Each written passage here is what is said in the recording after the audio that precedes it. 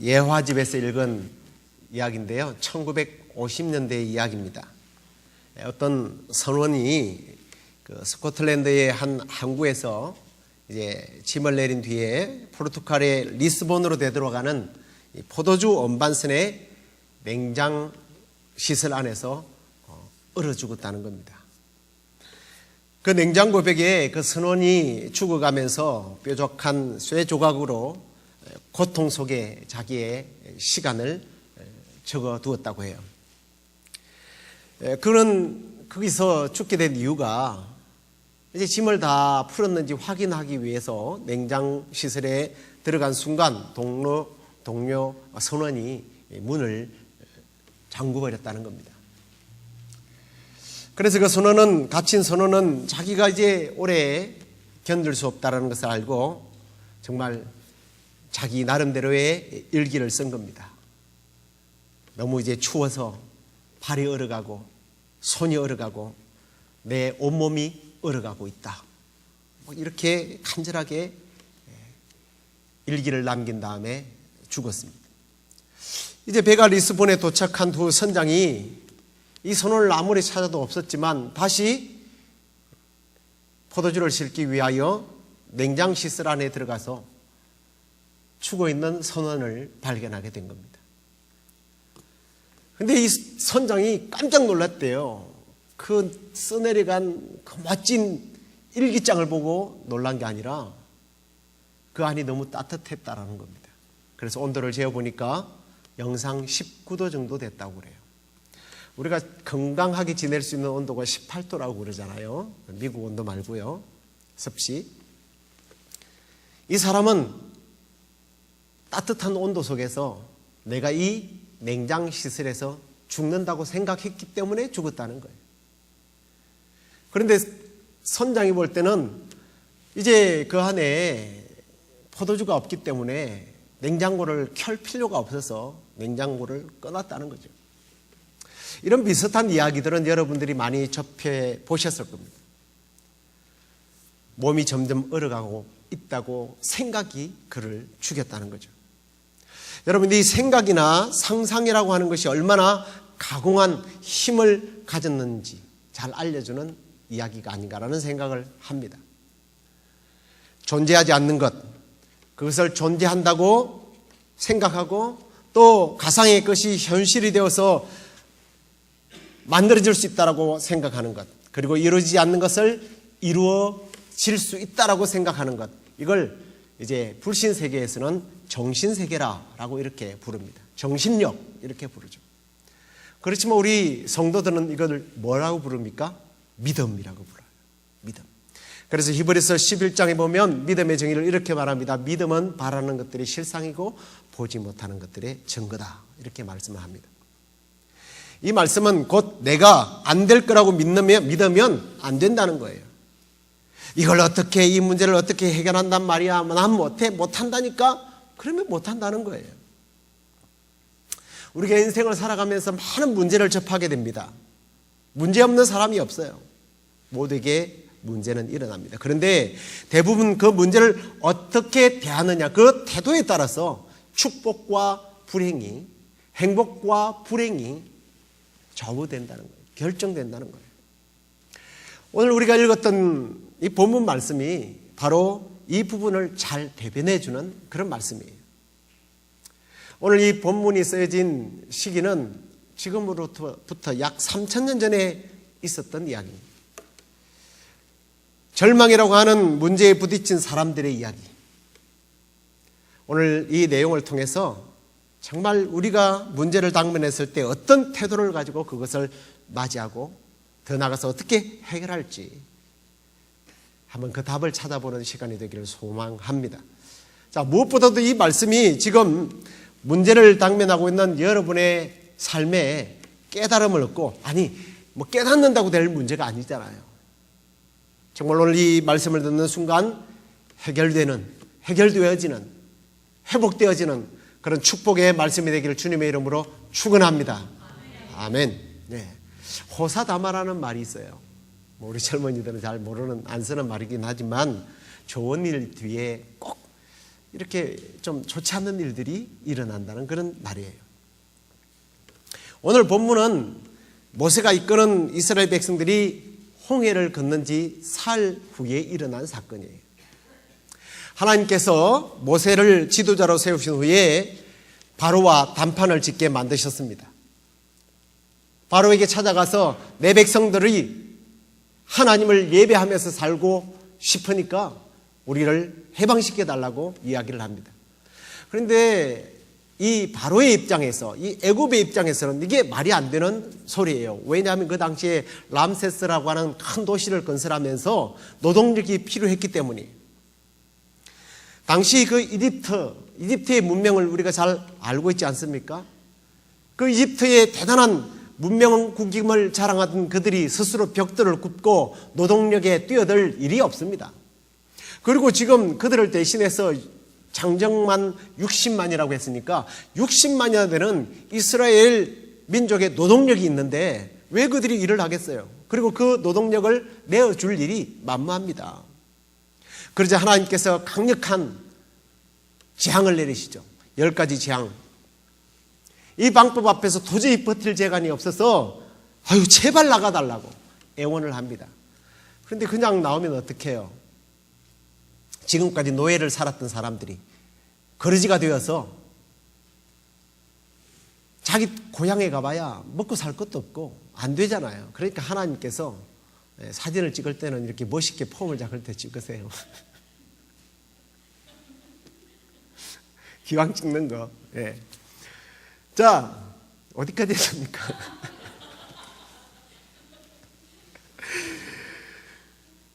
그냥 떠나기가 그러니까 하나님께서 야, 내가 그들에게 공포심을 줬으니까 뭐든지 달라고 그래.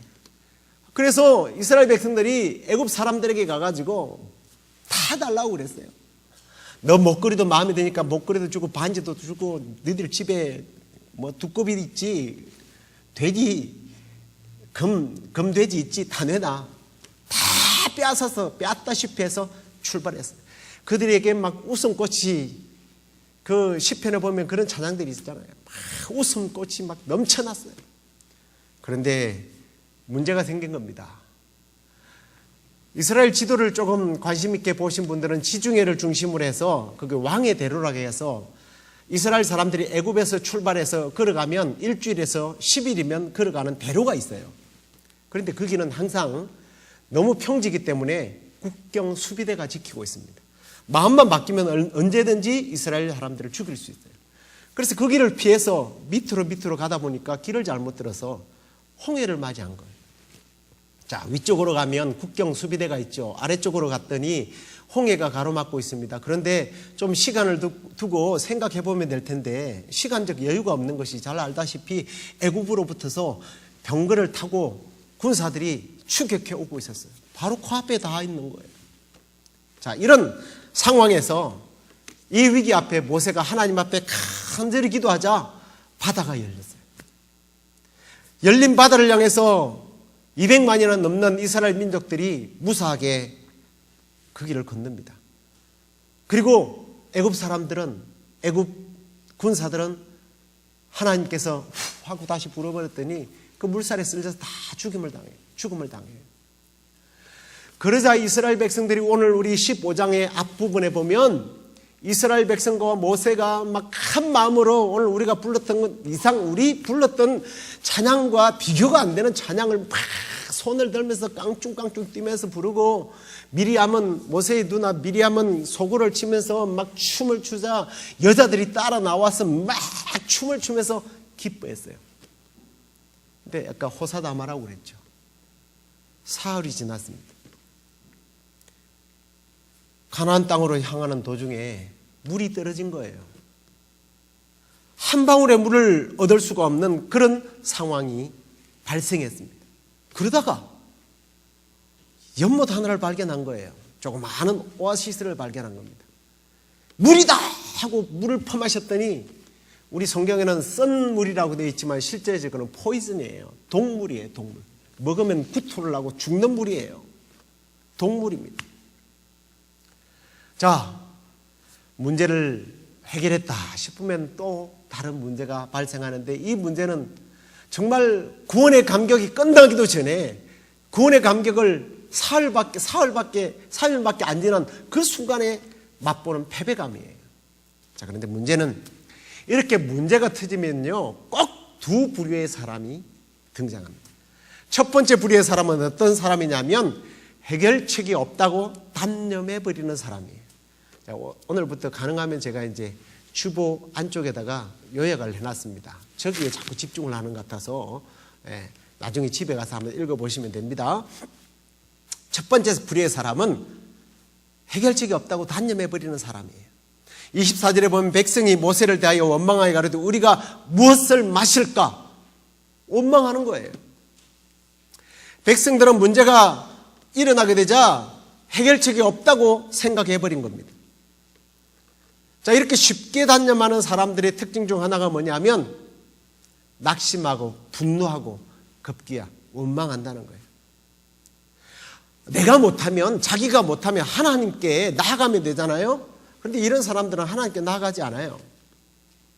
오히려 지금 이 사람들은 모세의 지도력에 대해서 의심을 하고 원망을 했습니다. 이 말은 곧 하나님께 대하여 원망하는 거예요. 하나님을 의심하는 거예요.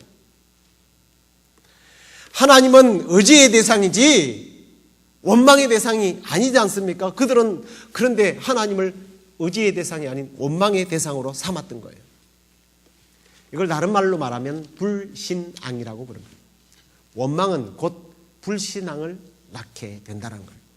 그리고 또 이런 사람들의 특징 중 하나가 뭐냐면 늘 항상 최악의 사태를 마음속에 이미 상상하고 그리고 결정해 버린다는 거예요. 문제가 다다르면 최악의 상황을 생각하는 거예요. 그리고 그렇게 결정될 것이라고 믿어버린다는 거죠. 나는 못해, 나는 안 돼, 우리는 못할 거야. 이걸 심리학적으로 뭐라고 부르냐면 패배의식이라고 불러요. 정말 그렇습니다. 이 부정적인 사람들은 문제가 있으면 그걸 해결할 생각보다는 그 문제가 나를 어떻게 만들 것인가, 거기에 더 관심이 많아요. 이 문제가 나를, 이 문제가 우리 아들을, 이 문제가 우리 사업을 어떻게 망칠 것인가, 여기에 관심이 있다는 거예요. 사실 그런 사람 많이 보지 않습니까? 그래서 그렇게 될 걸로 믿어요. 그러니까 믿으니까 그렇게 가는 거예요. 또 이런 사람들의 특징 중 하나가 뭐냐면 불평을 잘한다는 겁니다. 불평. 매사에 불평을 잘해요. 어떤 식의 불평인지 한번 예를 들어 볼게요.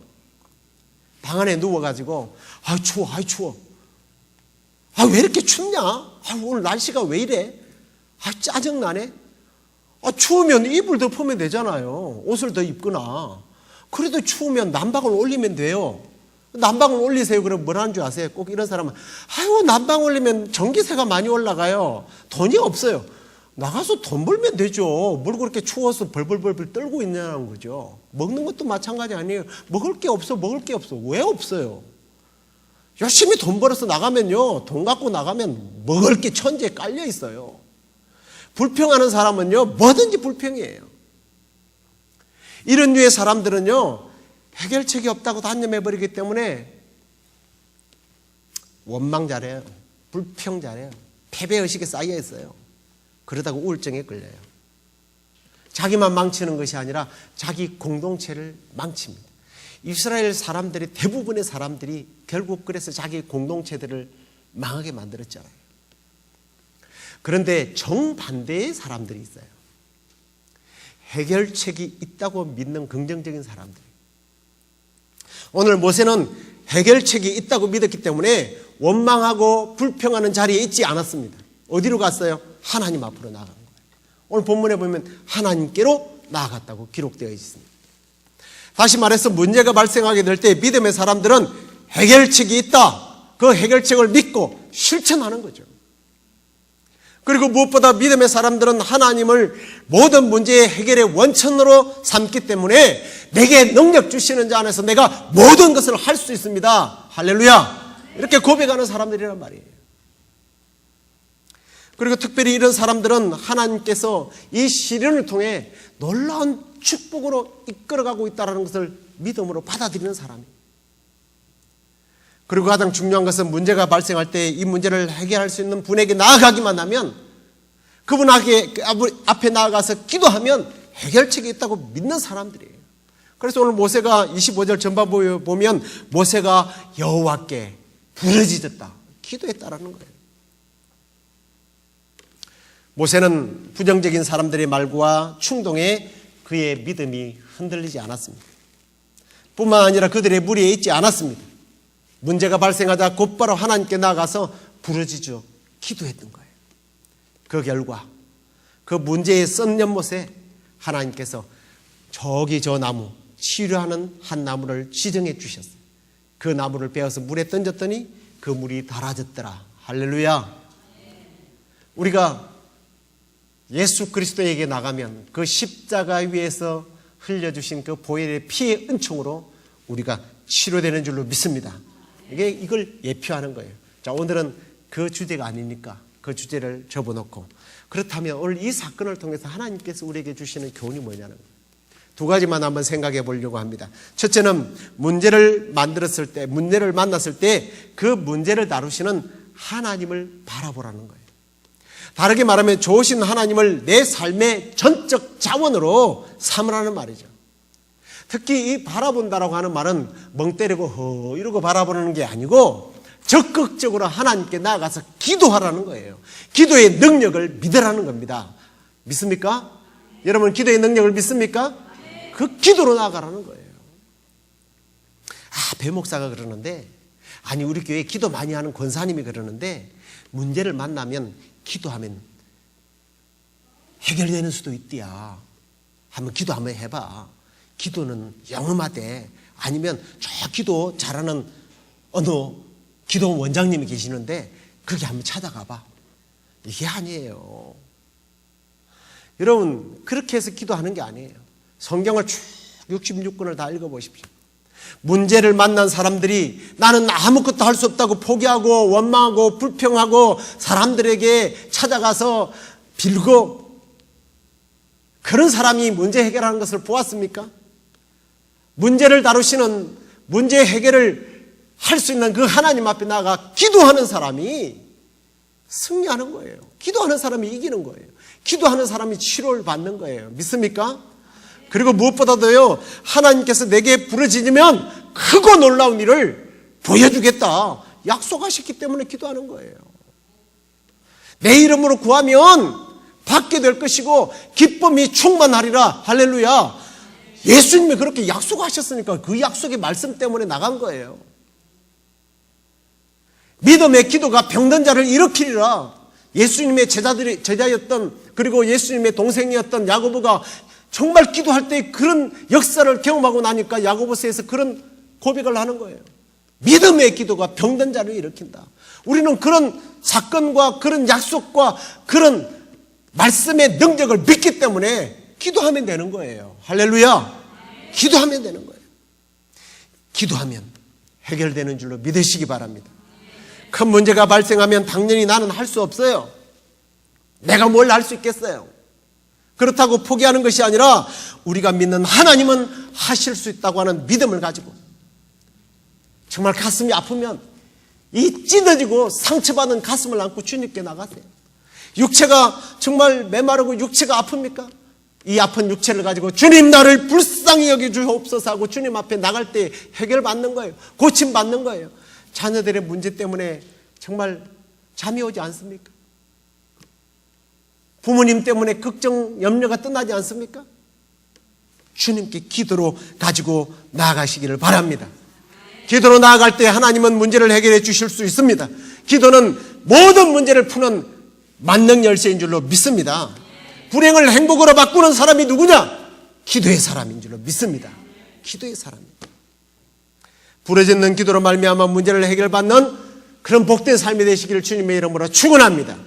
자, 그 다음에 두 번째 교훈이 뭐냐면, 문제 속에 더 나은 삶이 기다리고 있다. 이 문제 뒤에 있는 축복을 보라는 거예요. 문제 뒤에 있는 축복이. 여러분, 만약에 모세도 일반 사람들처럼 똑같이 문제를 만났을 때 그 문제만 바라보고 원망과 불평과 불신을 쏟아냈다면 이스라엘 민족들은요, 광야 가운데서 소멸되어 없어졌을 겁니다. 여러분은 어떤 스타일의 사람입니까? 어떤 류의 신앙입니까? 이스라엘 백성들처럼 문제가 발생하면 그 문제에 빠져서 문제의 원인을 제공한 사람 원망하고, 그 환경에 대해서 원망하고 불평하고, 결국 그 문제를 주신 하나님을 원망하고 불평하는 사람입니까? 아니면 모세처럼 이 문제를 다루시는 하나님께 해답이 있다라는 것을 믿고 그 문제를 축복의 기회로 삼는 사람인가? 여러분 스스로가 한번 생각해 보세요. 그리고 결정하시고 결단하셔야 돼요. 모세는요, 문제를 다루시는 하나님을 의지하고 그 문제를 통해서 분명히 놀라운 축복의 미래가 우리 민족에게, 내 자신에게 기다리고 있다는 사실을 믿었습니다. 여러분, 여러분의 문제 뒤에 오늘 하나님의 축복이 기다리고 있다는 사실을 믿으시기 바랍니다. 분명히 기다리고 있어요. 근데 참 이게 쉽지 않아요. 쉽지 않아요. 오늘 출애굽기 이제 15장 25절 말씀을 우리가 끝부분에 읽어보면 이런 말씀이 나와요. 여호와께서 그들을 위하여 법도와 율례를 정하시고 그들을 시험하실세. 하나님의 시험에 대한 이야기가 나옵니다. 무엇을 시험했는가? 좀 전반부의 이야기를 조금 여러분들 상기해 보시면 이해가 될 거예요. 이 말씀이. 갑자기 하나님이 치료했는데 왜 갑자기 시험했다라는 이야기를 하시는지. 자, 이스라엘이요, 인간의 힘으로 상상할 수 없는 기적을 사흘 전에 경험했어요. 바다를 육지처럼 건넜어요. 이게 얼마나 대단한 축복입니까? 잡히면 다 죽을 텐데 죽음에서 생명으로 옮겨진 거예요. 지옥에서 천국으로 옮겨진 겁니다. 그랬더니 어떻게 했어요? 막 온 민족이 춤을 추면서 찬양을 했습니다. 그런데 오늘 이 마라의 사건을 통해서 그들이 불렀던 찬양이 정말 어떤 류의 찬양인지 하나님이 테스트했다는 거예요. 이게 무슨 말인지 좀 이해가 안 가니까 좀 이해가 되도록 말씀드릴게요. 돈이 많이 생겼어요. 사업에 투자를 했더니 막 그냥 돈을 그릇담아요. 자식들이 막 출세를 해요. 자녀들이 의사가 되고 돈을 연봉이 10만 불 받던 애가 20만 불, 30만 불, 100만 불까지 받는데요. 그러면 우리는 어떻게 해요? 영광, 영광, 할렐루야 이러고 다녀요. 그런데 내 삶에 문제가 오면, 질병이 다가올 때, 불행이 내 삶에 평화로운 삶을 막 뒤흔들고 있을 때 영광, 영광, 할렐루야 여러분 찬양할 수 있느냐는 거예요. 하나님은 그걸 시험하신 거예요. 도대체 너희들이 3일 전에 불렀던 그 찬송은 어떤 찬송이냐? 그저 축복 앞에서 부르는 찬송이냐? 그걸 하나님이 그 시간에 테스트했던 거예요. 여러분은 과연 어떤 태도로 문제를 대하는지, 하나님이 그 문제를 통해서 여러분을 테스트하고 있지 않는지 여러분 스스로가 한번 생각해 보십시오. 정말 불행이 내 삶을 놓게 할 때 정말 욥처럼 모든 재산이 날아가고 자녀들이 다 죽었다는 소식을 들을 때 내가 못해서 알몸으로 나와산적 또한 내가 알몸으로 돌아갈지어다. 주신 이도 여호와시요 거두신 이도 여호와시니 여호와의 이름이 찬송을 받으실지라. 이런 찬송을 부를 수 있느냐고요. 저도 말씀을 준비하면서 과연 내 자녀들이 불행해질 때 주신 이도 여호와시요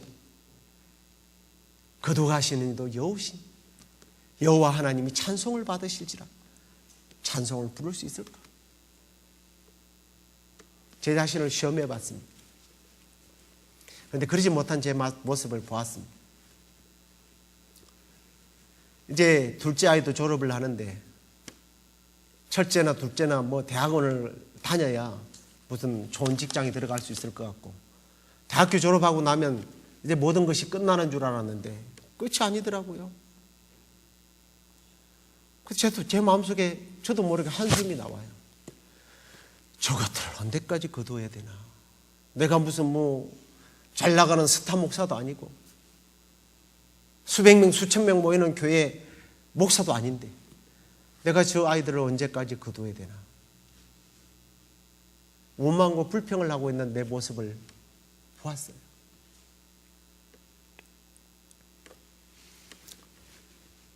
여러분은 어떻습니까?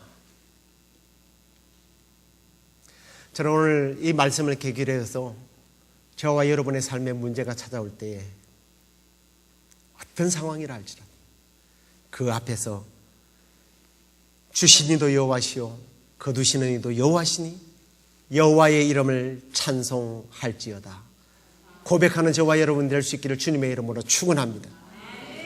정말 이렇게 바로 이런 삶이 성숙한 그리스도인입니다. 정말 성숙한 그리스도인이라면, 아니 성숙한 그리스도인이 되기 위해서 우리가 결단해야 될 것이 뭐냐? 내 모든 문제를 맡기는 기도의 무릎이 필요하다는 거예요. 그리고 더 나은 삶이 내 이 문제 뒤에 기다리고 있다는 사실을 믿고 원망과 불평하기보다는 하나님을 찬송하고 범사에 감사하라는 겁니다. 할렐루야. 그럴 때 놀라운 하나님의 복이 어떻게 임하는지 우리 이제 여러분들 주보를 한번 펴보시고 26절 27절 말씀 같이 한번 읽어보도록 하겠습니다. 요약되어 있는 26절 27절 말씀 같이 읽겠습니다. 가라사대 너희가 너희 하나님 나 여호와의 말을 청종하고 나의 보기에 의를 행하며 내 계명에 귀를 기울이며 내 모든 규례를 지키면 내가 애굽 사람에게 내린 모든 질병에 하나도 너희에게 내리지 아니하리니 나는 너희를 치료하는 여호와임이니라. 그들이 엘림에 이르니 거기 물샘 12과 종려 70주가 있는지라 거기서 그들이 그 물 곁에 장막을 치니라. 아멘. 하나님께서는 어떤 상황에서도 믿음이 흔들리지 않았던 그 부르짖었던 모세의 믿음을 통해서 나는 너희를 치료하는 여호와다 하고 선포한 줄로 믿습니다. 오늘 우리가 모세처럼 어떤 상황과 환경에서도 흔들리지 않을 때 하나님께서 찾아오셔서 나는 너희를 치료하는 여호와다. 할렐루야. 치료하는 하나님이 여러분의 삶을 치료해 주실 줄로 믿습니다. 여러분의 가정을 회복시켜 주실 줄로 믿습니다. 뿐만 아니라 문제 앞에 결코 믿음이 흔들리지 않을 때 하나님을 보고 기도하고 엎드릴 때 하나님께서 놀라운 복을 주시는데 오늘 이 축복의 말씀이 뒤에 보면 그저 목이나 축이면서 갈증난 입술에 야, 너 너무 많이 마시지 마. 조금만 마셔. 나눠 먹어야지. 콩 한쪽도 나눠 먹어야 되는 거 아니야? 그게 아니라 오늘 여기 보니까 마라의 물은요 작은 연못이라면 오늘 이 엘림은요 아주 넓은 호수를 말합니다. 비교할 수 없는 축복들이 그 뒤에 기다리고 있었다는 사실입니다. 할렐루야. 저와 여러분의 삶의 뒤에 이런 것들이 기다리고 있는 줄로 믿습니다. 말씀을 맺겠습니다. 우리의 삶에 시시각각 다가오는 문제를 어떻게 대하느냐에 따라서 지옥의 삶을 경험할 수도 있고 지옥과 같은 불행을 늘 겪으면서 살 수도 있고 천국과 같은 행복한 삶을 결정하고 경험하고 누리고 살 수도 있다는 사실입니다. 그러므로 문제가 발생할 때 하나님은 이 모든 문제를 해결하는 키를 가지신 분임을 믿고 기도하시기 바랍니다. 또한 이 문제 때문에 내 삶이 끝나는 것이 아니라 더 위대하고 더 놀라운 축복이 기다리고 있다고 하는 사실을 믿고 하나님의 은총을 기다리면서 여러분의 남은 생애가